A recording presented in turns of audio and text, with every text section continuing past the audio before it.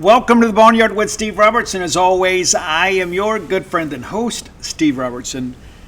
Here on the Hump Day edition of the Yard, guys, it's cold. Ladies, it's cold. And looks like we're getting a little bit of relief here in the greater Starkville area as temperatures have finally gotten above freezing. Some of the stuff's kind of melting off, but still going to be dealing with some sludge and all that good stuff. So be careful out there on the roads.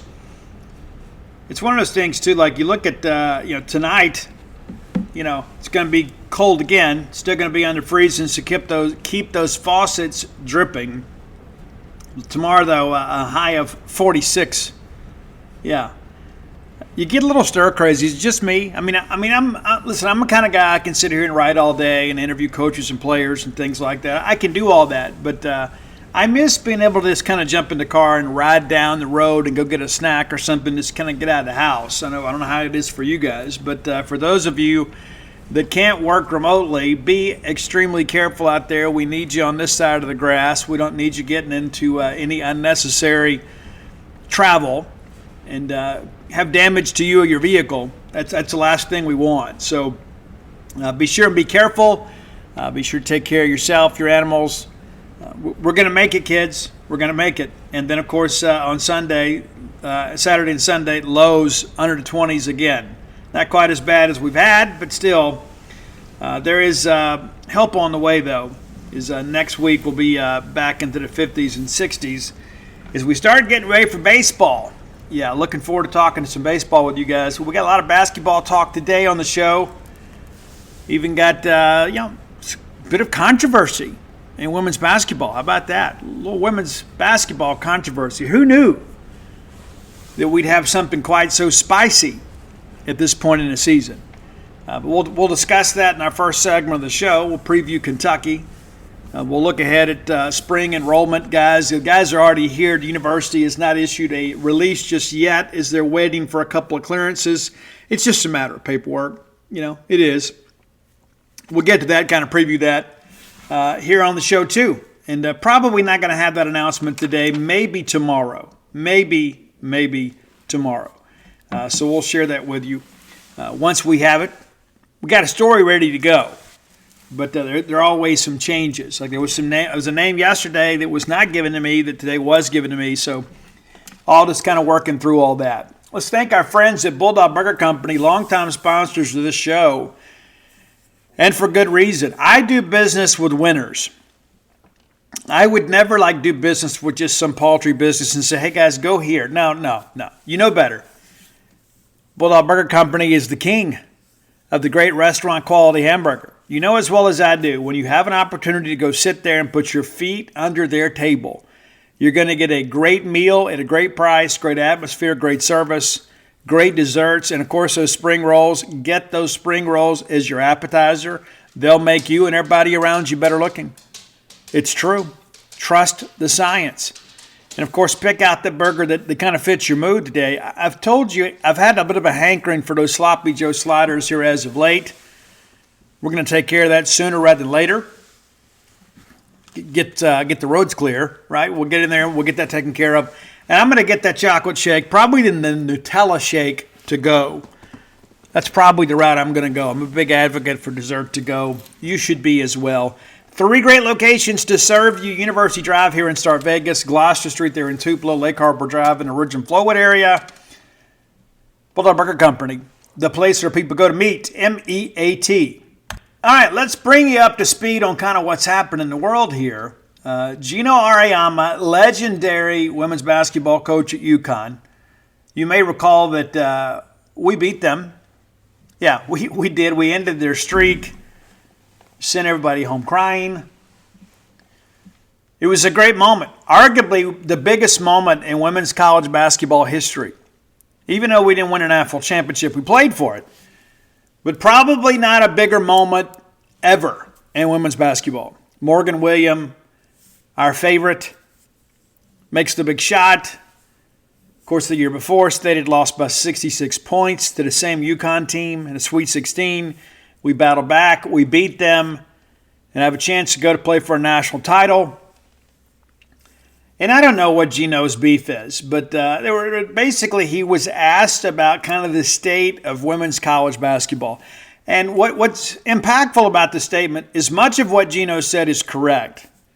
It's a much different dynamic these days. And of course, UConn kind of is above some of that, right? Because you go to UConn, it's kind of like playing Alabama football, right? You go there because they are the cream of the crop. That's the opportunity you want. So a lot of the stuff that's happening kind of in college athletics, UConn is somewhat immune from that because people are willing to pay their way to go play for UConn because it's a legendary program. It's true. But as he continued to kind of work through his comments here, he kind of stepped into something that involved with us. And of course, Sam Purcell and the Mississippi State folks have responded. So here's the comment in case you don't know.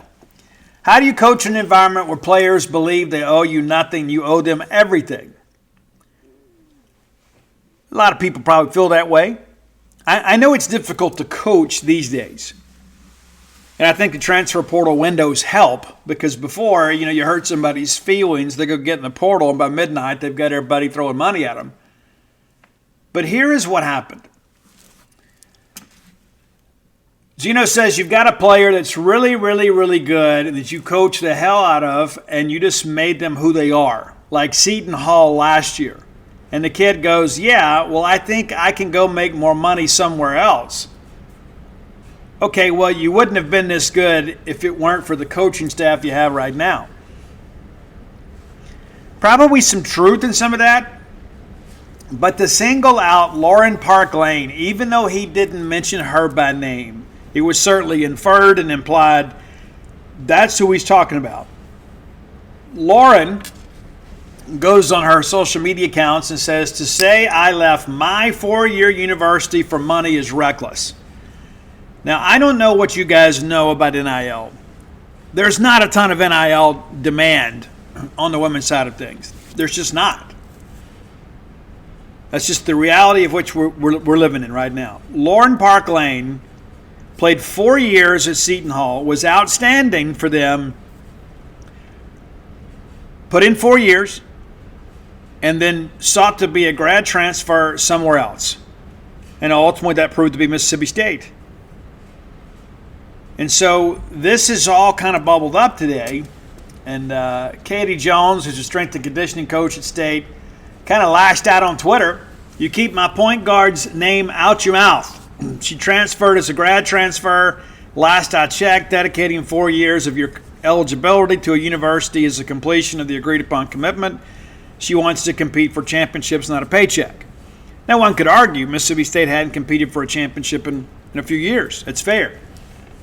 I don't know Lauren Park Lane's motivations for coming to Mississippi State, but we're happy to have her, and clearly Sam Purcell and the staff did a great job recruiting her, a very accomplished young lady with 4 years of eligibility exhausted, playing at a high level. And now she comes here and has done a good job. And so I don't know what she did to deserve a comment like that, even if it's one of those kind of backhanded comments or whatever. It doesn't make a lot of sense to me that you would single out this player. And so today, ironically, Sam Purcell and Lauren Park Lane met with the media. Perfect timing, right? Have a chance to respond to those comments. And so, and here's another thing, too, I thought was rather interesting. He says, well, you wouldn't have been that good if it wasn't for the coaching staff, so it becomes transactional. Now, that may be the case for some players. But he doesn't know that about Lauren Park Lane. No clue at all. But the implication was obvious. Now, here are some comments, and you can read Dave Murray's article in its entirety. Here's what Sam Purcell said. I got a chance late last night to listen to it. You know what? A lot of the comments he made were actually right. And he's true about it. He's right. That's correct. The problem was at the end, the assumption and the reference to Seton Hall. So we don't know if he's speaking to her, but now I'm going to speak for her. Lauren Park Lane is an absolute winner. Everybody's talking about the negatives in some of those statements. The one thing I'm upset about as her head coach is nobody is talking about what makes her so special and so good. Lauren Park Lane defines what is great about college athletics. Some great points there. Earned her degree, spent 4 years in, and then has a year available left. And Lex said, you know what, I just want to go somewhere else and experience something different. And probably really good for her basketball career as well to be able to come play in the Southeastern Conference. I mean, there are some absolute monster teams. South Carolina and LSU are two that just jump right out. A chance to play those teams and compete against this brand of athlete probably does a lot for her development, even though she's at the end of her career, college-wise. But to basically single her out is just really, really poor form. Really, really poor form. And so here are her comments. I'm new to Mississippi. This is my first time in Mississippi ever. I didn't know anybody before coming here. So it was a leap of faith I took coming here. I knew it wasn't going to be easy, but I was just having a good support system around who care about you and generally want to see you do good, helps in the most way. Purcell responds, she was granted an extra year that she's taken advantage of. We're lucky to have her. She's a role model for every student athlete that wants to pursue higher education, go on to bigger things. And so the whole thing about Mississippi State being drawn into this conversation, which is, again, very interesting. Purcell says, honestly, it makes me feel good. I didn't have to do this this is Lauren Park Lane talking about this. Coach Purcell didn't have to do this for me. He wanted to. He took a leap of faith with me, too, out of the portal. He has all the faith in me, and it shows on the court now. And, Purcell kind of wraps it up saying they got respect for Geno, as everybody does. I don't think this needs to be an attack on Geno. I think it was the feedback social media provides or people assumed and got involved. Well, to be fair, Coach Purcell, it's not too far a bridge between his comments and the note he was talking about our player. And that's why I'm here to stand up today, said Purcell. If you want to assume about anything, I want to make sure you don't talk about my kids. Let's assume we share the right story. So a lot of discussion. A lot of discussion about this. And what does this mean for Mississippi State? And by the way, we'll have the full video over on the frontofgenespage.com a little bit later. But, it's just so interesting that Lauren Park Lane was kind of singled out here. I don't know the history between Seton Hall and UCONN. I don't know. I don't know if Geno's just kind of looking out for a coaching peer, maybe perhaps a friend. But the comments on social media on both sides don't make anybody look really good, to be honest with you. And that's usually the case, right? People are coming out, well, what championships is she competing for at Mississippi State? I don't know what her options were. Maybe you do. I don't know if Mississippi State was just a better opportunity because the point guard spot was essentially wide open. But the reality of it is that there were a lot of things that Geno said that made a lot of sense. But for him to go out there and kind of target a Mississippi State player kind of forces Coach Purcell to have to respond. I think Coach has handled it well. I think he has to get out there and acknowledge it. And I commend the Mississippi State administration for making Lauren Park Lane available to address this herself. I mean, how many times in the past where somebody's name is in the paper and it's associated with something, that's a little bit negative or controversial, do they just say, we're going to protect a player? But instead, they said, she's mature enough, she's responsible enough, we're going to give her a chance to respond to these allegations herself. And I thought she handled it with dignity and grace. It makes me like her that much more. The fact that Geno's kind of singling her out and using her as an example for what's wrong in college athletics, and then Mississippi State provides her a podium and a platform to kind of get up there and say, you know what, here's my motivation, and give her the opportunity to respond to one of the greatest coaches in the history of the game. But yeah, it's tacky. It's tacky for Geno to take this tact. I mean, it really is. For him to kind of sit here and suggest, well, use this player as an example. And again, I don't know all his motivations behind it, but I thought it's important for us to kind of have a dialogue about this, because there are a lot of you that aren't really, you don't really keep up unless we're winning big. Women's team's playing well right now. A couple of big wins last week. Got a big game this Thursday against Tennessee, and this is just a distraction. So let's go ahead and get this handled. And Lauren Parkland even said that I'm going to address this, and then the rest of my time is going to be about Tennessee. I respect it. This is a young lady that we should be proud of. Even though she's just here for a year, and even though she comes in and, she'll probably be recognized as a Seton Hall alum, as she should be. But the fact that she's the one that's singled out, I think, is unfair. Just my take on it. You may feel differently. But again, let's not, that's the problem I think I've got with the biggest message. Not just the fact that he targeted a student athlete at another school, but in addition to that, it really kind of makes everything else he said kind of fall on deaf ears, because people are like, now, wait a minute here. Wait a minute. Why are you going after this young lady? His comments, well-intended as they may have been prior to that, as Sam Purcell says, are probably accurate. It's a different dynamic. And as I mentioned before, UConn's not dealing with the same things that maybe we're dealing with, or Ole Miss or Kentucky women's basketball. Maybe that it's a different deal. Because a lot of our programs are kind of viewed as, mid-level programs right now. We're not at the upper crust like we were a few years ago with Vic Schaefer. Just kind of call it for what it is.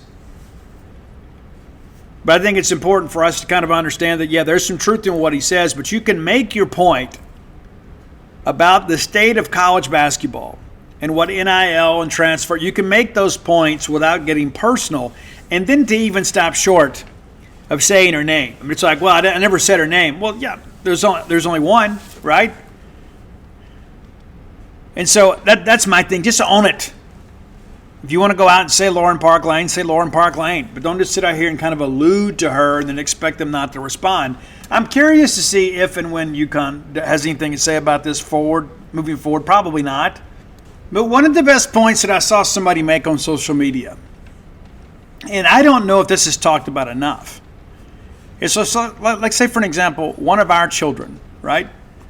Let's say Mia Robertson, a very accomplished daughter, Mia Robertson. Let's say Mia's got her undergrad from Mississippi State. She can go to grad school wherever she wants to, wherever she can get in. She doesn't play a sport. So why should student athletes, let's say for an example, that a student athlete is actually a really good player and doesn't have maybe pro potential in their design sport, why should they be inhibited when it comes to what they think about grad school? Why should their path be impeded? Let's say, for example, you come in here and you graduate in 3 years. Or maybe you have a red shirt year and you've got some eligibility left, and it's like, hey, I got to pay for grad school. I'm going to transfer to where they have the best grad school or best advanced degrees that I can get in. And shouldn't they be able to do that? I mean, that's the whole point of being a grad transfer, right? Is that they have remaining eligibility they can then transfer, without penalty. And I think it's a great point. I don't remember who made it, but they said, why should a student athlete be penalized because they play a sport when grad school is what's important to them? And there are some people like that. You say, but Steve, listen, come on, it's NIL and transfer portal. Yeah, there's some of that. But especially like in a sport like this, like in women's basketball, I mean, there's not a ton of money to be had anyway, right? And to suggest that Lauren Park Lane just simply left Seton Hall because of money, because we're in the Southeastern Conference, I think is very short-sighted. What if this is a situation where Mississippi State just simply had a graduate program that she was interested in, more so than some of the competition? But I think it's an interesting point and a question worth asking. Just because somebody plays a sport doesn't give you ownership of them. If they get into a situation where they need to advance their education and get an advanced degree, why should anybody at Seton Hall or UConn or wherever say, this just shouldn't happen? They should stay here. I am a student athlete's rights advocate. And I will tell you, this portal thing has gotten out of control. The NIL more so than the portal. Because if you just had the transfers in and of itself, that'd be enough. But when you couple NIL with it and you basically made cheating legal, it's a different dynamic. But this situation, to me, is much, much different. Much, much different. So that's my take on it. Maybe you disagree. That's okay. I think Geno is completely out of line. I, again, respect Sam Purcell for standing up for his player. Not that I expect anything different, but also, too, I respect Mississippi State for making her available. To be honest with you, that's not the Mississippi State way. We normally don't do things like that. And so I like the fact that she was given a chance as an adult to go in there and respond. Says a lot about her character, says a lot about Mississippi State's belief and confidence in her. But I think it's great. In a very negative situation, it was very national. And then, lo and behold, next thing you know, she's in front of a microphone, able to speak her piece, and then Sam Purcell is able to defend his player. Outstanding all the way around. And again, I think the way that everybody on the Mississippi State side handled this is great.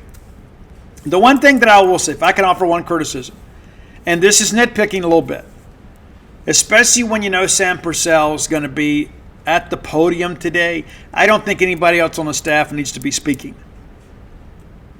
You understand what I'm saying? All due respect to everybody involved, and everybody's entitled to an opinion, everybody's got a social media account, but Sam Purcell is the voice of Mississippi State women's basketball.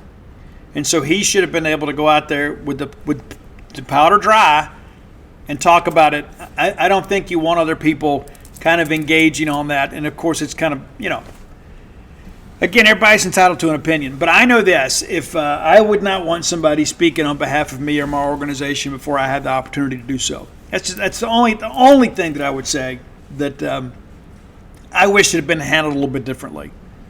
I think you let the head coach, let the big whistle handle those kinds of comments. Just, again, my personal opinion. Friends, the holiday season is here. You're going to be on the go. You got to get out, you got to shop, you got to go all these different events and parties, and sometimes you don't make time for yourself to ensure that you're getting a nutritious and flavorful meal. Let me recommend our friends at Factor, America's #1 ready-to-eat meal delivery service. They can help you eat well for breakfast, lunch, and dinner with chef-prepared, dietitian-approved, ready-to-eat meals delivered straight to your door. You'll save time, effort, and even maintain your healthy lifestyle. In the middle of all that, you're going to be on the go, and you may not be eating as well as you should. So allow the folks at Factor to help you kind of cross meal prepping off your list this holiday season. Skip all the planning, the shopping, the chopping, the prepping, cleaning up. Factor's fresh, never frozen meals delivered to your door, ready in just 2 minutes, and they're absolutely delicious. I've partaken of these wonderful meals. It's a great lunch portion, too. So like if you're on the go at work, you think, I'm not going to have time to get out and go get lunch today. The Factor meal portion, absolutely outstanding. So head to factormeals.com/boneyard50. That's the number 50. Use promo code boneyard50 and get 50% off. It's my gift to you this holiday season. That's code boneyard50 at factormeals.com/boneyard50. And be sure and get that 50% off.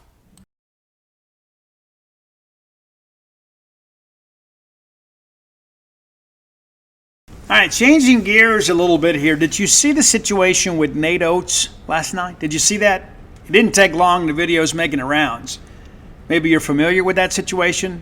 I don't know what preceded Nate Oates putting his hand on a Missouri player. And listen, it wasn't especially egregious, but you keep your hands to yourself, right? That's how it's supposed to work. There are people out there wearing striped shirts that can handle the discipline of other players. It's not like it was a fight about the breakout. I mean, yes, it had been a heated moment, obviously. But the SEC hands down a reprimand for Nate Oates. There hadn't been a whole lot of these. So here is a statement from SEC Commissioner Greg Sankey. Nate Oates' actions were unacceptable and violated the expectations for conduct and sportsmanship as established by the membership of the Southeastern Conference. Under no circumstances should a coach make intentional contact with a student athlete on an opposing team. That's absolutely correct. Absolutely correct. You absolutely cannot go out there. And the video that I saw, the kid from Missouri is actually kind of backing away and has his hands to his side. It's not like it's a threatening situation. Now, this may play well in the locker room at Alabama. People say, you know what, hey, our coach is willing to stand up for us. But I'm glad to see the league stand up here because it's one of those things, too, like they're, you don't put your hands on other people unless you want trouble. And it's one thing, a guy comes barreling into the sidelines, you help him up, in the spirit of sportsmanship. But when you go out there and get in between two players and try to do the official's job, and you can see the official react immediately, should have been a technical foul. Should have been. But it's good to see some level of accountability from the league. It seems like, I remember Rick Stansberry. You remember the great choke game against Ole Miss when Robert Kirby and those guys, coached us to a blowout of Ole Miss in Humphrey Coliseum. You remember that? Rick had to miss a game. But if you recall, it just doesn't happen very often. But in this day and time, things have become so incredibly power-charged. When you go put your hands on somebody else, especially in a situation like that, you talk about getting out of your lane. You go get your player. You discipline your player. You don't sit there and jaw back and forth and then put your hands on an opposing player. To be honest with you, I don't think the reprimand is enough. You say, Steve, it wasn't that big a deal. Well, it sets a precedent, though. It sets a precedent. Listen, we've seen, all this crazy stuff that's happened, like in Michigan in basketball. How things get absolutely nuts up there. Juwan Howard, remember all that craziness that happened up there? And maybe Nate Oates got a dressing down, that were not made available. The details are not available to us. Maybe Greg Burns been involved. But it's good to see the league act because immediately when it happened, you saw some state people like, nothing's going to happen. And really not much did happen, but at least the league acknowledged the situation and said, hey, this is unacceptable. We're not going to put up with this. This can't happen again. So good to see that happen. And we're going to get ready to play some basketball this evening. Hope you guys are ready for that as we make a trip to Kentucky to Rupp Arena. Our Justin Frommer is there. We'll be covering the game for us. And so we're going to get you full coverage and hopefully get you a win. And when we come back from the top 10 list, we're going to preview our ball game against Kentucky. All right, time for today's top 10 list. As always, brought to you by closewithblair.com. That's CLOSE with Blair, BLAIR. The close is in closing your loan. Closing your mortgage loan out. Many times you've applied in the past, perhaps been turned down. There's nobody out there that's going to do a better job of getting you to the closing table than Blair Chandler. Thus, Close with Blair. Visit his website today. Learn more about him. 22 years of experience, back-to-back-to-back, top 1% close ratios in the country. Recently made the move to Priority One Mortgage. The same level of service went with him because it is a tenet of the Blair Chandler experience. We've had several Boneyard listeners that have closed loans through Blair and given rave reviews. So you're looking to buy a home, refinance, I don't know what your needs are. Hit Blair up. He can help you navigate through the labyrinth that is underwriting and all the things that go with it. Give him a call or text today at 601-500-2344. Again, 601-500-2344. All right, it's cold outside, and I had somebody hit me up and said, it's Melanie Moody, a frequent listener to this show and a frequent recommender of great lists, says Steve. It's cold. How about songs about cold? Well, Melanie, you've come to the right place. I could have put a long list together. I'd probably get it done 25 of these. But we didn't. But songs about cold, and this could be different varieties of being cold. You know, sometimes it's literally cold, sometimes it's figuratively, like people are being cold. The world is a cold and dreary place.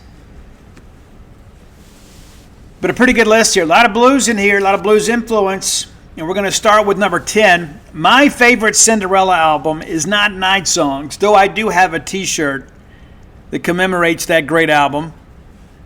My favorite Cinderella album is the second one, Long Cold Winter. And we're going to go with the title track, Long Cold Winter. It's going to be a long, cold winter without your love. It's true. So give it to me, right? Keep me warm. Remember the old Foghorn Leghorn cartoon? Remember that? When he's courting the chicken. He's like, I need your love to keep me warm. And it's all these, pitfalls that Foghorn goes through. And what happens? He gets wrapped up in bandages, and all of a sudden the chicken he's courting is like, oh, I've decided to choose you. Go ahead and come inside. And he goes like, oh, no, I can't do that. And she goes, well, I thought you needed my love to keep you warm. And Foghorn says, no, I've got my bandages to keep me warm, ma'am. There you go. Long Cold Winter, number 10. Number 9, I could have pushed this one up a little bit, but it's probably not even in my top 10 Queen songs. But we're going to go with Stone Cold Crazy. And you may recall when they did the Electra Rubaiyat album, the celebration, Faster Pussycat was on there, covered Carly Simon's You're So Vain. Metallica covered Stone Cold Crazy. And to be honest with you, I think Metallica's version is actually better, which almost feels like sacrilege to talk about anything from Queen being improved upon. But number 9, Queen, Stone Cold Crazy. Great track. Number 8, a little bit of a deeper track, a little bit later in the catalog. It's off the end of the Great Wide Open album. We're talking Tom Petty, a guy we lost far too soon. Far too soon. Used to be Tom Petty and the Renegades. Great band. We're going Out in the Cold from Tom Petty at number 8. Very classic sound of Tom Petty. Number 7, speaking of classics, we're going back to one of the Kings, man. One of the Delta Kings is Muddy Waters. The Cold Weather Blues. And again, it's, believe it or not, it's another song about a man losing his woman. But it's great, man. The spirit behind it is great. Muddy Waters' vocal is great. It's just one of those things, man. That's the thing about the Delta Blues. It's just different. It has its own unique vibe and feel to it. There's so many young people today that don't fully appreciate that. Guys, rock and roll came from blues music. We talk about that from time to time. We talk about how Coverdale and people like that are actually blues singers. Just have an amplified version of the blues. But go back and listen to some Robert Johnson, some Muddy Waters, Son House, people like that. I think you'll be glad you did. There's just a different air in that music. And if you ever get a chance to go up there to Delta Blues Festival, I encourage you to go be a part of that. Muddy Waters, number 7, Cold Weather Blues. Number 6, a band that's no longer around. I love this band when they were out. A band called Crossfade. Great track. I think I could still pull this off vocally. It's a song called Cold. And basically we talk about the figurative side of things. Guy kind of apologizing for not being emotionally available. Never meant to be so cold. To you, I'm sorry about all the lies, but maybe in a different life. It's a good track. It's a rock track. Probably the best song from Crossfade is Cold. Number 5, going back to the early days of Fleetwood Mac. We talked about having some blues on this one. Another very blues-oriented rock classic. Before Lindsey and Stevie joined the band, it's Fleetwood Mac's Cold Black Night. Great track. Absolutely love it. I think you guys will too. It really fits our motif today. But more importantly, it's always good to celebrate kind of the genesis of some of these bands that, we look at them and we know the hits, right? This was a hit before they really had any hits. Number 4, band I've seen about 4 or 5 times now, and every time I do, they're great. Just the other day, I can't remember who they're going out with, but Maybe it's Breaking Benjamin and Daughtry and somebody else. But anyway, as soon as I mentioned that to the bride, she goes, "Oh, we got to go see that Breaking Benjamin's always great." And it's true. Every time that I see Breaking Benjamin, it is a great performance. Our buddy, the homie Fred Harley, who is the lead singer of Storage 24, his favorite band is Breaking Benjamin. Maybe you know Baby Fred. Maybe you don't. But for you Ole Miss folks that listen to the show, whenever you get ready to check into the Clown Motel, Baby Fred will be our bellboy to check in. Yeah, left and right. If you don't follow Fred on Twitter, you probably should. Fred gets a little emotional from time to time. He does. He likes to see the Bulldogs win, and when we don't win, then everybody's a clown boy, and it's entertaining. It really is. But Fred's heart's in a good place. If you get a chance to see Storage 24, they've added a new member, got some new music coming out. Jackson, Mississippi's on Storage 24. Last time they played at Martin's, I had the opportunity and the privilege and honor to introduce those guys. And speaking of guys that I know and bands you should know, this Friday night we're going to be at Dave's Dark Horse Tavern. We're going to be there late. We're going to leave there. We're going to be tired. Probably going to be a little bit ear weary as our friends, Four-Way Stop, are playing at Dave's Dark Horse. They opened Rock Vegas for me a couple years ago. And Ryan Purcell, a very talented guy. At one point, we're going to do something together. At some point. But changing gears a little bit. Number 3, you couldn't do a song about being cold without ice. That's right. No, it's not iced tea. It's Vanilla Ice. Now, I remember this like it was yesterday. It was the summer of 1990. I was in Canton, Mississippi the entire summer before I went off to Jones. And before Vanilla Ice signed with SBK Records, before it was a national phenomenon, Ice Ice Baby was on the Jackson radio nonstop. And then they played the doc. Do you remember that, people? Do you remember that? Yeah, it's true. It was an incredible show. We didn't know that we were about to be part of a national phenomenon. Out of South Beach, around Miami, the VIP posse came to the Magnolia State and ripped things up. So Ice Ice Baby, that's your number 3 track about being cold. Number 2, getting back in a little more classic rock here. Again, kind of figuratively, we talked about in Crossfade the guy being cold. Well, here we are on the female side. It's She's So Cold from the Rolling Stones. I'm so hot for her, but she's so cold. How many times have we lived that line, right? We've all been through that. Sometimes you just don't feel the chemistry. Sometimes despite your best effort and all the flowers and gifts and all the creepy stuff you do, to try to court a young lady, it all just kind of falls on deaf ears. Great track, still holds up to this day. She's So Cold from the Rolling Stones. Number 1, though. And Melanie recommended this, and there's no doubt this is number 1 for me. We've talked about Foreigner a lot on the show last couple of weeks. It's kind of one of those things that happen. Maybe something's about to happen. I don't know. But Foreigner's Cold as Ice. And I can tell you, my youngest Ian loves this song. I remember driving him to school when he was at Armstrong Middle. And I had gotten like a Foreigner live album. And we'd listen to it on the way to school just about every day. And this is the one he always wanted to hear, Cold as Ice. You're as cold as ice and willing to sacrifice our love? Really? Really? It's true. Great track and a very relatable topic that so many people deal with regularly. Relationships aren't always easy. And the thing that I've learned about that sort of stuff is that, if things don't end badly, they typically don't end. I've made peace with all my exes, though. I think. I don't owe anybody any amends or apologies. You go through all that when you're recovery, and you continue to take personal inventory. And when given the opportunity to make amends, you do so. But there's probably some people out there that don't like me. I mean, all I gotta do is log on to Twitter. But as far as like relationships go, I don't think there's anybody out there that harbors any ill will towards me. I don't have any ill will towards anybody. I think everybody that I ever dated, I hope they're doing great. Hope they're happy. It's what they weren't supposed to be with me. And I think you reach a point in life and you begin to kind of realize that. It's like, you don't ever just kind of turn it on and off. It's like all of a sudden, okay, now I'm going to decide to love you. No, you do, you don't. And it's amazing what passes for love. It truly is. And I guess it's because I'm so old now. I'm so old, I kind of understand, It's you got to get through the flowers and perfume phase, and you still got to do some of that stuff as maintenance for your relationship to show you care and that you're thoughtful. But it's just like just little bitty things like this. I mean, just like the other day, I had a little bit of a rash or whatever, and I was like, asked the bride, I said, hey, do you know where that ointment is? She goes, no. And like the next day, she didn't even tell me, but it's on my nightstand.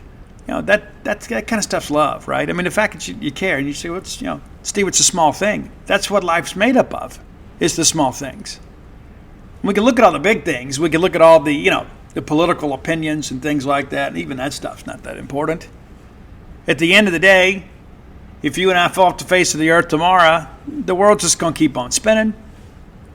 What's truly important in life is people. It truly is. And you think about the people in your life.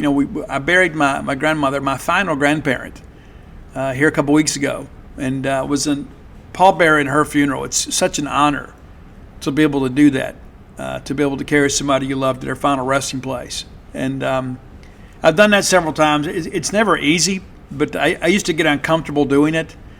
But I understand now how important it is. Maybe the closer I get to death, maybe I've thought about that aspect of it. But at the end of the day, it's not going to be about what all the things that you have. It's going to be about the hearts that you hold, man. It's the truth. I know that's the hippie way of looking at things, but I guess I'm a bohemian when it comes to that sort of stuff. Again, maybe that year when Dana wasn't around so much, and she's out there in New Mexico, it begins to make you realize, what's really important in life. I was so busy with so many other things, and then I began to realize what really mattered most. And so I share that just because of the fact that this is where you come for relationship advice, obviously. But my point being is that anytime that we get a chance to impress that upon each other, at the end of the day, it's about people. It's about people and how you make people feel. And one of the things, all this research I've done for the Duty Noble book, I came across this incredible quote. I can't remember who it came from. But I plan to use it in the book. And so we'll properly attribute that. I'll go back and find it. But it says that a man has two deaths in life. And one's the day he dies. And the second is the day that his name is no longer spoken. So you think about a guy like Duty Noble, obviously his name still carries forward. And we still have an opportunity to go out there and celebrate our baseball superiority at Duty Noble Field, right? And so in that respect, that legend will live for honor forever. And so, of course, I'm writing a book about him, too. I mean, I wouldn't be writing a book about him if we didn't say his name. Let's be honest about it. If we didn't have Duty Noble Field, would there be any interest in a Duty Noble book? I would suggest no. Billy Chadwick did some amazing things at Mississippi State. We're not writing books about him. I'm going to mention him in the book. Many of you don't even know who Billy Chadwick is or was. If you've listened to the show, I've mentioned it before. But, behind the Brown Building, there's the big lake out there. You've seen it so many times.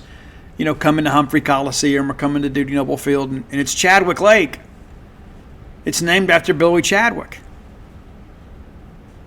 Coach Chad, as the students called him, taught PE, coached football, basketball, baseball, and track. He encouraged all of the male student athletes on campus to be involved in some type of physical activity. If they didn't play varsity, he wanted them to play, something. They had some club teams back then too. We had some, a lot of things that weren't necessarily varsity but Chadwick was really big into physical fitness, obviously, and accomplished some pretty amazing things here. And then he was fired unceremoniously through no fault of his own in the Bilbo Purge. Governor Bilbo, of course, trying to throw his weight around. And so they fired Chad, and then he went to work in the registrar's office, and then eventually went to work on a debit insurance route and was hit head on by a guy that fell asleep at the wheel. And his widow filed a lawsuit and lost the lawsuit. The jury deemed it an accident. And in his memory, for all the things that he did for Mississippi State, we have Chadwick Lake out there. And it seems like a small thing, but it's one of those things, too, because we did name that after him. It gives people like me a chance to tell that story. The guy gave his life for Mississippi State, his entire career for Mississippi State. And again, through no fault of his own, he was fired. So I'm glad that we did something to honor his contributions to Mississippi State, but also his memory. It's a wonderful thing. We do a pretty good job of that. We really do. We do a pretty good job of that. And it's so interesting, too, doing the research for Duty Noble. You know, you come across President Hilbin's name. You come across President Mitchell's name, Dr. Giles' name. You know, their names are on buildings, but many people have no point of reference to understand who they were or what they did here at Mississippi State. I think in many respects it's part of my responsibility to tell these stories and to document, write these stories. There have been some incredibly powerful and well-intended people that have worked for Mississippi State. And there are some others that maybe weren't as powerful as they should have been because of the fact that we didn't have the independence for decades because we were so reliant on the state college board. And just like we saw with the Bilbo Purge, if we kind of got out of line a little bit and didn't kind of toe the line, that we would be penalized in our funding. So it's important for those things to understand. Now, how we got from Cinderella to here, I don't know. But that's the quality of entertainment you get here on the Boneyard. But again, if you have ideas for the top 10 list, reach out, let us know. I'm on all forms of social media at Scout Steve R. Your best bet's to hit up Roy on Twitter at Dogmatic, DAWGMATIC 67. You can find our great list on Spotify on that same name. Still waiting for some new Motley too. I think I might have gotten bamboozled in this whole Motley thing, and I'm a little salty about it, to be honest with you, because of the fact, Mick Mars has already released 2 singles from his solo album, and it was a big thing about this on the 17th. There's no new music. They're doing this whole Cruiseum. They've got the new box set out, and I'm sure I'll buy it. I have to buy it on Amazon. Don't tell Dana it's coming. A lot of cool stuff. The Shout at the Devil 40-year anniversary box set. Isn't that crazy? And you get like a cassette, a CD, and vinyl. And then all the demos are on vinyl. I'll probably get it. But I thought we were getting new Motley music today, and it doesn't appear to be the case. I wish. What are we waiting on? Nikki, let's get it going. And I'm going to tell you, I still think this whole beef with Nikki and Motley is all a PR stunt. I truly believe that. Other people will say differently. I think it is a PR stunt to try to help Mick's solo album kind of gain some traction. And if you haven't heard it, the first couple tracks on that Mick Mars solo album is really good. I like it a lot. The singer from Lynham is handling that.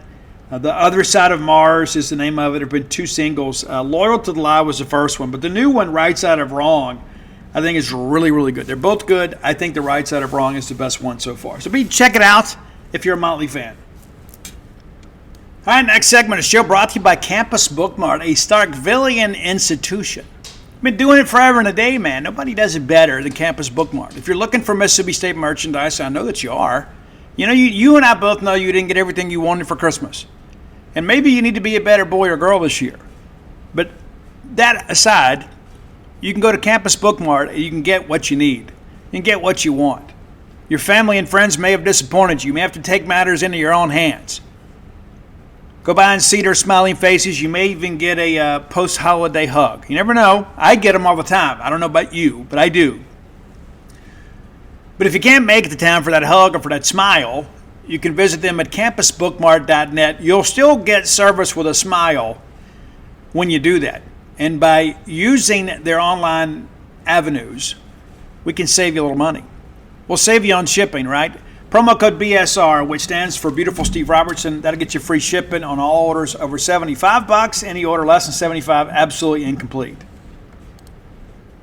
All right, time for us to get to work now on this Kentucky preview.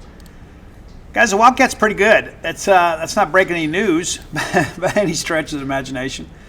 But, hey, this Kentucky basketball team is a Kentucky basketball team. Highly ranked, highly regarded. They're 12-3 overall, 8-1 at home. So you're gonna have our work cut out for us. They did lose to Texas A&M over the weekend, but let's take a quick look how they've gotten here. They played Germany in an exhibition in Toronto. and then turned around and knocked off Canada, and then an African team, and then a Canadian team. So 4-0 in their exhibitions as they went into Canada. Pretty interesting dynamic. Came back home, played the blue and white game, but a ton of exhibition games for them. Tons. Get the regular season, they take down New Mexico State by 40. They get Texas A&M Commerce by 20. They lose to Kansas in Chicago, 89-84, and people were already calling for Calipari's head. Heavy is the head that wears the crown. They get Stonehill 101-67, take down St. Joseph in Rupp 96-88. A lot of points for sure. Marshall 118-82 winners over the Thundering Herd. They get Miami 95-73.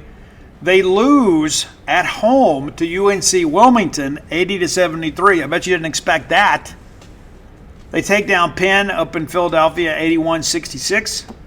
They get North Carolina. That's always a big game. Played in Atlanta 87-83. They get the rival Louisville Cardinals in the Yum Center 95-76.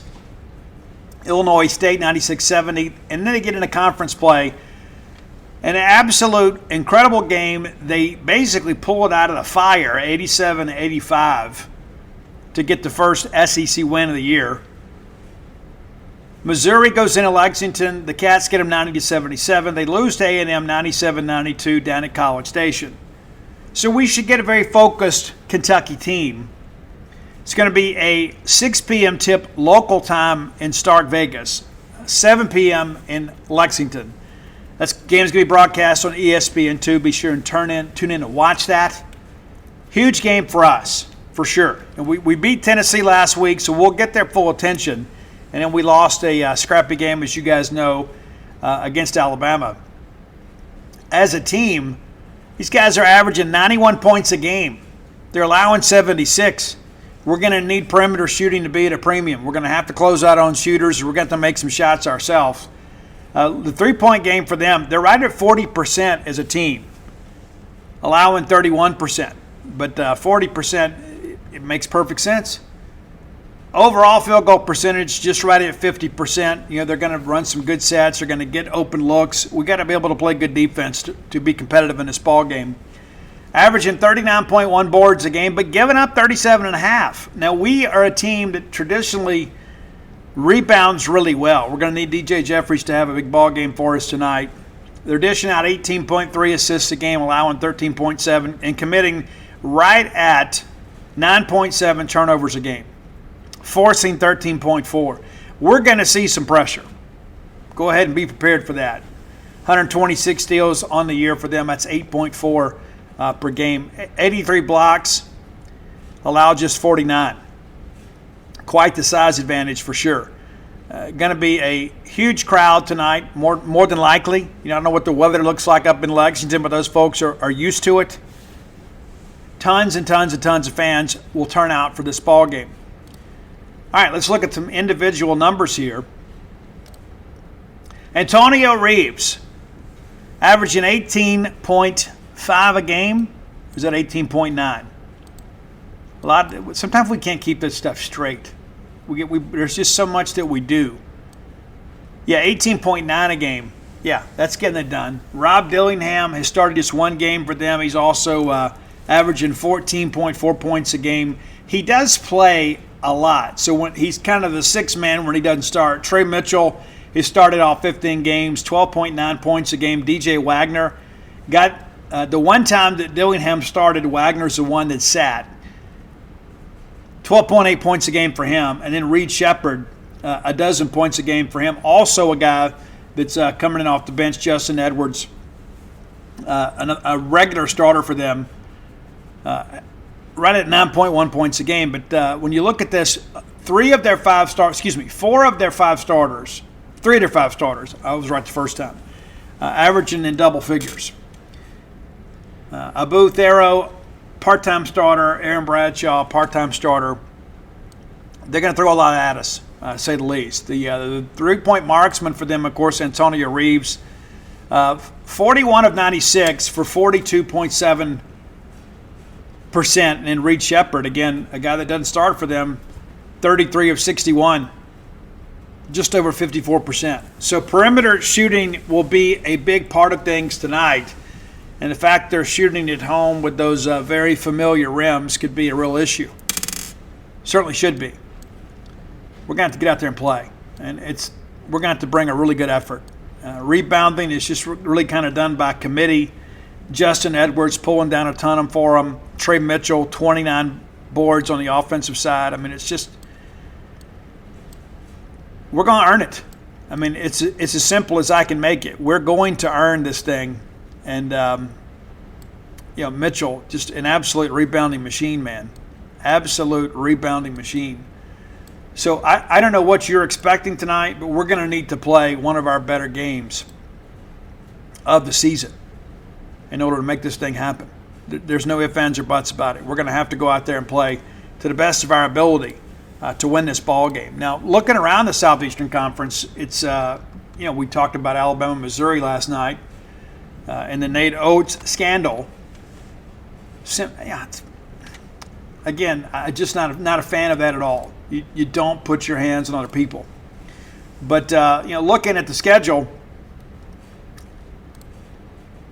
last night, Tennessee gets Florida 85-66 in Knoxville, Alabama 93-75 winners in Tuscaloosa.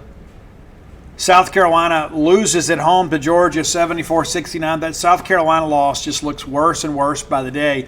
And Arkansas has been so bad in conference play, but they find a way to win last night, 78-77 over a very good A&M team. The rest of the league in action tonight. Mississippi State, of course, at Kentucky. Ole Miss is at LSU. Auburn is at Vanderbilt. Be a doubleheader. You watch the game on ESPN too, then flip over to the network and watch Auburn at Vanderbilt. And you may have seen Jerry Stackhouse's comments about Ole Miss over the weekend. Calls them the best team that money can buy. The difference is now it's legal, right? It's incredible. The things that the conversations we're having today that 5 years ago would have felt completely taboo for us. Looking at the standings as we finally get rolling here. Alabama, we talked about them when they were 6-5, thinking, hey, it's not the same Alabama team. I wasn't certain that they were going to turn this thing around. They've won 6 in a row now. They're 4-0 in the conference, 4-0 and ready to kind of, show that they're for real. And I think that makes us feel a little bit better about that last game against them, that Alabama has played as well as they have. Auburn's 3-0, 14-2 overall. Tennessee 3-1, Georgia 3-1, Ole Miss 2-1, Kentucky 2-1, LSU 2-1. South Carolina now 2-2, and then Mississippi State 1-2, Florida 1-3, Arkansas 1-3, A&M 1-3, Missouri 0-4, Vanderbilt 0-3. So we're just kind of getting rolling here, but the race in many respects is starting to kind of take shape. And he said, Steve, we're just 4 games into it. You know how this thing goes, though. Look at Auburn right now. They've won 9 games in a row. Do you want to play Auburn right now? I don't know that I do. And they're not nearly as good offensively as some other teams in this league, but defensively, they're legit. There's no ifs, ands, or buts about that. That's the thing that I think about with all this is like you begin to develop an identity.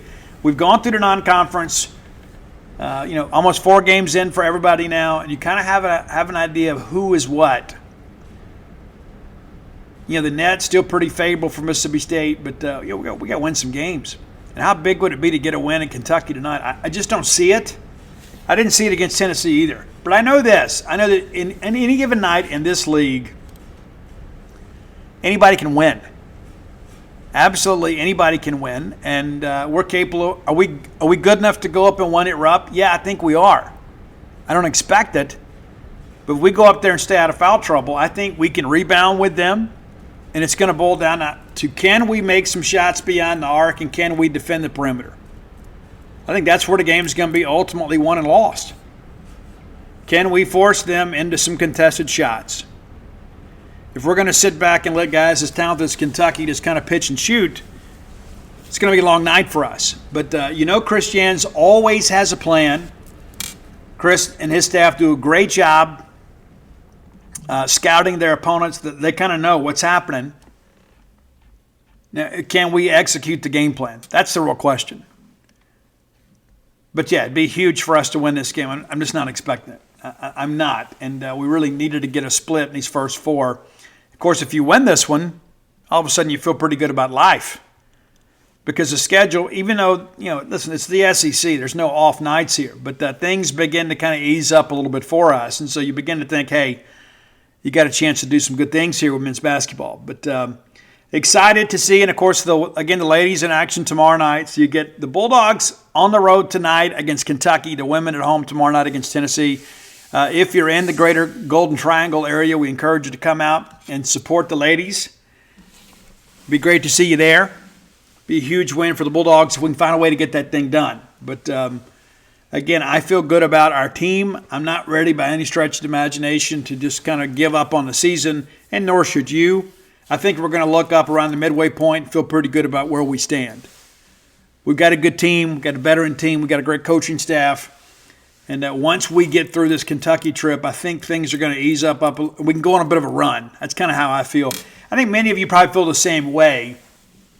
And we discussed this earlier in the week. And there's a lot of those times, too, it's like we get so excited and we think, okay, here it is, now we go, and then we don't come. And then people wonder about attendance. We've got to be able to consistently win some ball games. And I'm a Bulldog fan through and through. I've got a lot of respect for the commitment that our coaches and players make for this, and our attendance is always important. But I'm not going to sit here and crowd shame people when it's like, hey, I get so excited for this, and we come up there and we sell out the Humphrey Coliseum, and then we lose. Well, that's part of competition.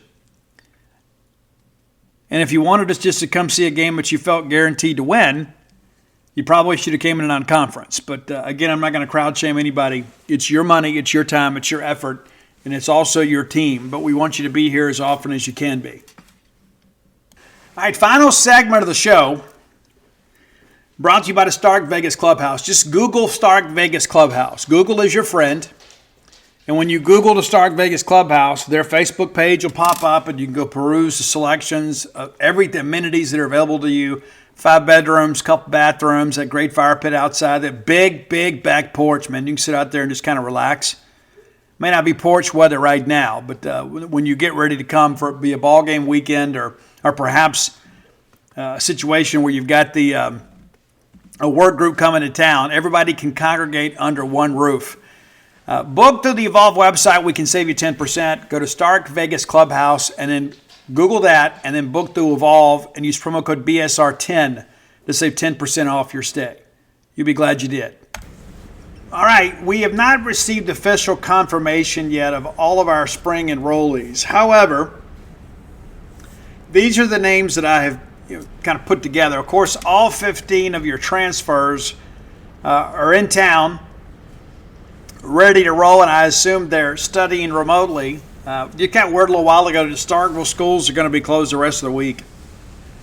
A lot of driveways and smaller thoroughfares are still iced over and a little bit dangerous. But most of your transfers have been here for some time. That's Blake Shapen, quarterback from Baylor, Kedrick Bingley-Jones, defensive lineman from North Carolina, Ethan Miner from North Texas, Michaelan Pounders, of course, from Memphis, Justin Ball, tight end from Vanderbilt, Cameron Ball, tight end from Buffalo, Travion Wright, they call him Trey, out of Memphis, Suleiman Paca from Purdue, offensive lineman Marlon Martinez, Kelly Akari, wide receiver out of UTEP, Zach Haynes, a punter from New Mexico State. Cliff Odom, of course, was involved with special teams there, brought Zach with him. Kevin Coleman from Louisville, wide receiver. Stone Blanton, linebacker from South Carolina. Wilkie Donat, a defensive end from Auburn. And Jacoby Jackson. So those 15 transfers, all on track, expected to be announced. And then from there, you've got 6 junior college guys. Brylan Lanier did not sign in the early signing period, and he doesn't have to sign. Now he can just enroll, sign his Southeastern Conference financial aid agreement, and that'll all be handled, as part of his enrollment. But we expect him and Marcus Ross, no problem. Marcus did sign in December, along with Johnny Daniels, running back from Colin.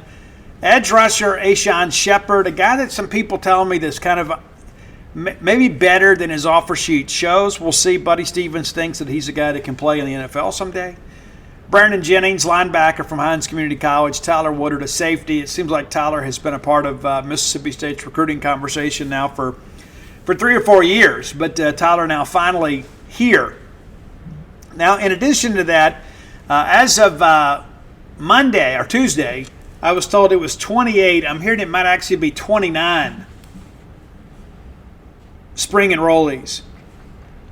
So who could that be? Well, Jimothy Lewis, a December graduate. I've got a message into his coach right now. Had to go through media relations through IMG. You know, I've been doing these Coach Speak articles, kind of getting you some insight from their coaches on what to expect from them as players. And, of course, those are always good news articles. But spoke to Coach Miller earlier today. He had me go through Alex, their media relations person. I've spoken with Alex, and I'm just waiting for Coach Miller to call me. Not sure when it's going to be. Now, Braylon Burnside, there was some discussion that he may be an early graduate. I was told this week not to expect him until this summer. So, some question, I guess, there. I was told back during the season that he would be a May graduate. And then at the Under Armour game, there was discussion that he was going to be a January enrollee guy. I know they'd love to have him here. So I don't totally rule that out, but I'm not expecting him to be announced as part of your spring enrollment. Now, J.J. Harrell is here, and we expect big things from him. Michael Van Buren, quarterback from St. Francis Academy, is here. Had a chance to speak to his coach, Masai Haley Merriam. You have to forgive me. You know I'm not great at those names, but Mike is here, ready to go.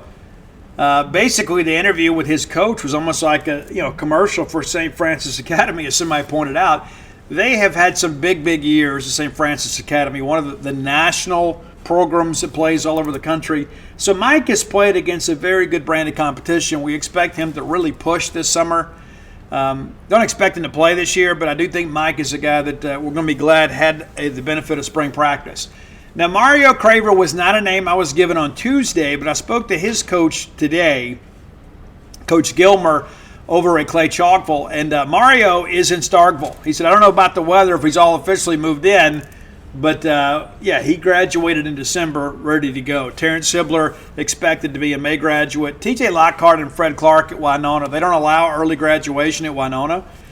So both of those guys, playing basketball, they'll go through some spring sports, and then they'll join the team in June. The same for Xavier Gate out of Brookhaven. Ja'Cory Whited out of McAdory, also expected to be a spring graduate. Jatavius Johnson. Now, I don't know if you guys know this, but Jatavius Johnson is known as Boogie Johnson. Let me give you a little background here. We talk about these Coach Speak articles. Usually what happens is I call a coach, he gets on the phone for about 10 minutes, and he tells me all these glowing things about his players. Jatavius Johnson's coach was traveling to Arizona. They had some weather concerns. We just couldn't get together. And so he texted me and said, hey, can you just send me the questions? And then he said, hey, rather than you just text them to me, why don't you email them to me and I'll just answer them? And I thought, well, we're kind of going the long way around here, but okay, we'll do it. Guys, his coach, Coach Birdwell, sent me a novel about Boogie Johnson. If you're a Gene's paid subscriber, you can go read that. But pretty incredible story about Jatavius Johnson. He's just a guy that he grew 8 inches between his sophomore and junior year. Then his junior year, he had to learn to play at a new playing weight. Had to develop some dexterity, and he really blossomed as a senior, kind of a late bloomer. But so were his brothers. He had another brother older than him that grew 7 inches between his sophomore and junior year. Ended up being the leading rusher there at Hooks High School. And so it wasn't completely out of the realm of possibility that Boogie Johnson was going to grow. But more importantly, all these discussions with Coach about this is the kind of young man that, like, when he goes by the grocery store and there's somebody's elderly citizens are putting their clothes or their groceries up, he'll stop and do it for them. In addition to that, it said Thursday night he loves being around the game and around the sport. and he would go for the middle school game and then work the concession stand for free when things got busy. A guy that I think is going to do a really good job for us. Ricky Johnson, also a late signee for State, expected to be a May graduate and a summer enrollment guy. This is a guy, too, that was committed to Stanford and just really wasn't sure what he wanted to do. And give Coach Bumpus a lot of credit for staying on him. We had him here for a June camp, and we felt really good about him. And then 2 days later, he commits to Stanford. And that commitment lasted all the way up to National Signing Day. But, State gets him in on an official visit just before things changed. Geography played a factor, the chance to play in the SEC. He's a big family guy, got a younger brother that he's really, really close with. But we do expect him to be, a May graduate. Luke Work, one of the first commitments in this class. So still waiting to hear back from his coach as well. But, Luke is a guy, again, that was born to be a Bulldog. It was just going to be a matter if he had enough talent. Also an early enrollment guy. Kyle McClendon, again, a late bloomer, a guy that a coaching change at his high school really changed the trajectory of his recruitment. He was a guy that wanted to play offensive line. They flipped him over to the defensive line. Got really committed to the weight room. Really changed his body, and as a result, he was even more explosive. Excited about him. Elijah Cannon, another early enrollment guy. A guy that his coach believes that he is going to play in the National Football League someday. He said if he works hard and stays healthy, Coach Gianni Sloan of Coconut Creek High School says this is a guy that's capable of going pro. That's how good he is. And he's a guy, too. Corey Bell, found him pretty early. Corey Bell was at FAU. Coach Sloan, a graduate of FAU. So a lot of very positive FAU influence in his life. And then when Corey gets a job here and finds out we need corners, he goes, hey, I know a guy. Next thing you know, Elijah Cannon's on a visit. He really basically was ready to commit before he even took the trip. A chance to play in the Southeastern Conference. But 6'1", 170 pounds, probably needs a redshirt year to get a little bigger, faster, stronger. But we're excited about him, to say the least. Marcus Ross, another guy that I mentioned him as a junior college grad, mid-year transfer. You're going to need these linebackers to step up and do a good job. But you think about what we've lost, and you bring in Jennings and Ross and Blanton, and those are some guys that have done some pretty big things in their careers. So we've got numbers, we've got pieces. And then there's Cyrus Reyes. Cyrus Reyes, of course, a guy that committed to Memphis. A very, very big get for Coach Barnes at the time at Memphis, and then he brings him with him. And again, I think with so many of those guys going in the portal, we had to kind of figure this thing out. Now, Frisco McGee is a guy that's going to announce with his teammates here in a couple of weeks. Some people have asked some questions here as of late. And what's really going on with him? He's fine. His coach told me they're good to go. It's just a matter of he wanted to have the ceremony with his friends, and he'll do that. I don't know if we're going to provide coverage of it or not. We know where he's headed, but he again will be a summer enrollment guy. So you start thinking about this class as it stands right now. 21 official signees, and you have 3 more guys that are committed. 2 of those 3 we expect to sign in the days and weeks to come. That takes you to 23. Then there's 15 transfers. Gives you 38 new Bulldogs in this class so far. Now, a lot of discussion, too, about what's happening in the portal. Now, we still need a couple guys in the portal. We still need an edge in the portal. And that means, could it be an Alabama player? Could it be an Arizona player? Could it be a Washington player? Could it be somebody else that just goes in the portal as a grad transfer? Could it be somebody that goes in during the April window? I don't know. But one of the things that I think is rather interesting is you look at the metamorphosis of what's happening with Alabama right now. Right? Alabama, of course, has the coaching change, so then their players have 30 days. And many of them are taking full advantage of that. A lot of people are talking about all the guys that have gone pro, all the guys that have transferred. Here's the rest of that story. So now Alabama has to make these decisions about how to replace these transfers with a pretty depleted talent pool in the transfer portal, right? They didn't get to compete with all of us with these same numbers because of the fact that they didn't know they were going to have a coaching change. Guys, as it stands today, you've got 28 outgoing transfers from Alabama. 28. And now you're going to have to replace them based on what's in the portal now. There's not a lot in the portal because most everybody made their decision and then enrolled for spring classes. And, of course, places like Ole Miss starting school a little bit later. That can sometimes be a blessing and a curse. And so now the coaches at Alabama, so does Caleb DeBoer just take a bunch of guys from Washington with him to Alabama? And so that's an interesting dynamic with this. Okay, yeah, we've had the coaching change. We want to free these guys up to go somewhere else. Well, they can. But how does Alabama replace them with comparable players?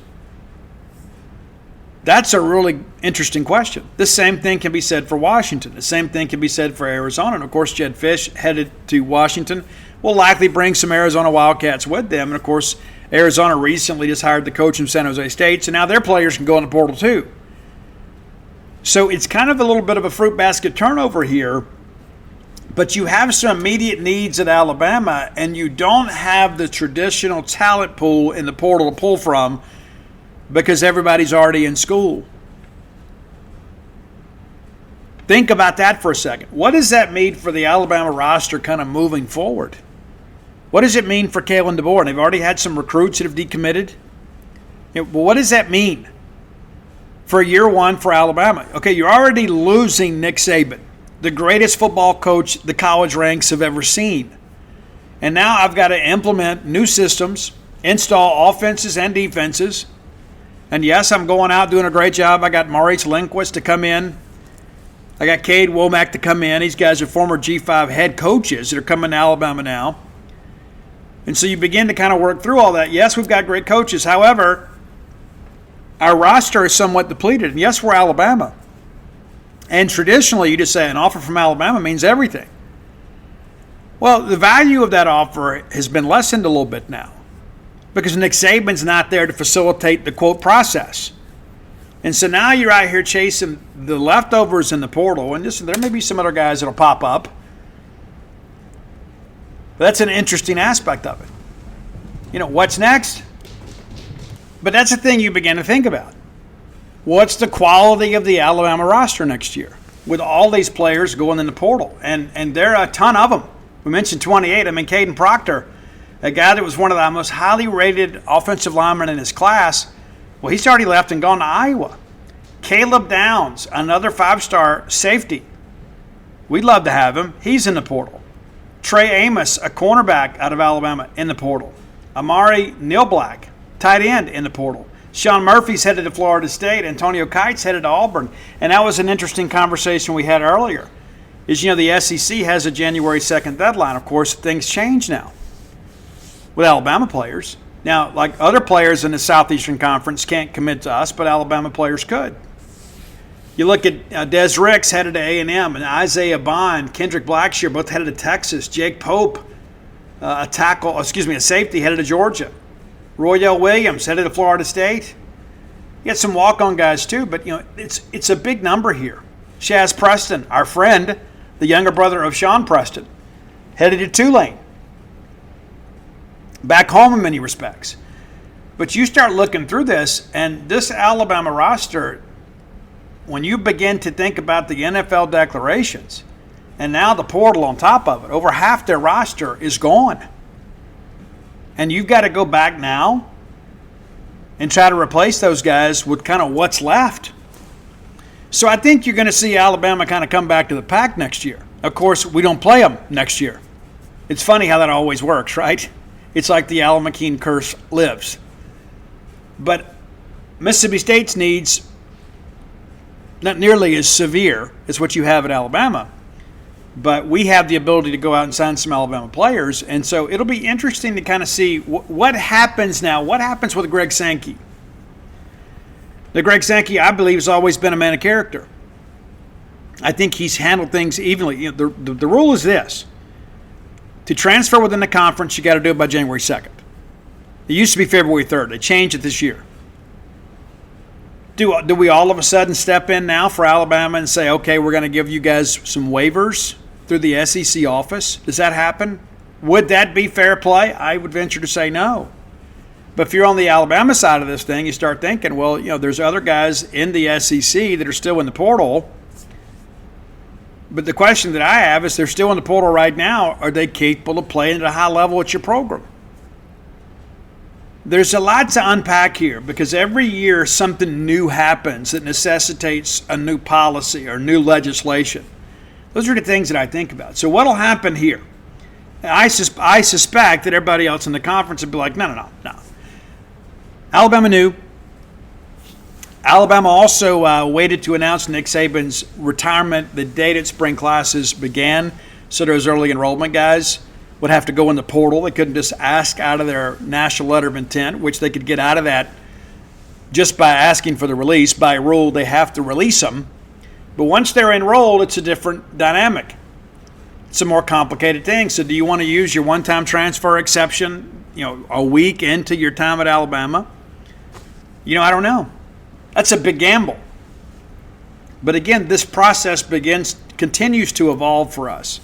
But yeah, we still need to get a couple guys. We could use a DB for sure. We could use an edge rusher for sure. I think we're good on offense. I think we feel good about where we are on offense. We start working through this now. You feel good about linebackers. But the secondary, again, for the second straight year, is going to be a work in progress. And then on top of that, you've got a defensive front that maybe doesn't generate the pass rush when you just send 4 like you'd hope. And so that leaves a leaky secondary out there having to cover. So that's the real challenge for Coach Levy and staff right now is, can we pick up a couple of pieces? I'll be honest with you. I think if I'm Mississippi State right now, based on what's still available in the portal, I think I just wait for April. I do. And you say, what, Steve, how quickly can they learn our schemes? Well, if you're getting college-level guys that have already got multiple years of experience on Division I level, the learning curve isn't quite as steep. Ideally, you'd like to have your team here for spring, and Jeff Levy has said as much. But as far as like a rush end, how much do you need to learn as a rush end? How much do you need to learn as a safety? Now, we may run 20 coverages out there. And so there's going to be a lot of, classroom work and things like that. But if you have a guy that has played in all these schemes before, it's just a matter of him getting up to your terminology and getting your play calling down. Again, ideally you'd like him here for the spring, but it's not a situation where if you take a transfer in June, he's not going to be able to play at a high level. Again, these are veteran guys. So, but it appears for now we're at a point we can kind of exhale a little bit. Classes again started on Tuesday, which is yesterday for us. And so guys are here. They may not have actually set foot in an actual classroom, and it just got word that Mississippi State will resume in-person instruction tomorrow on Thursday. But once they're here, they're here. Once you're enrolled, you're enrolled.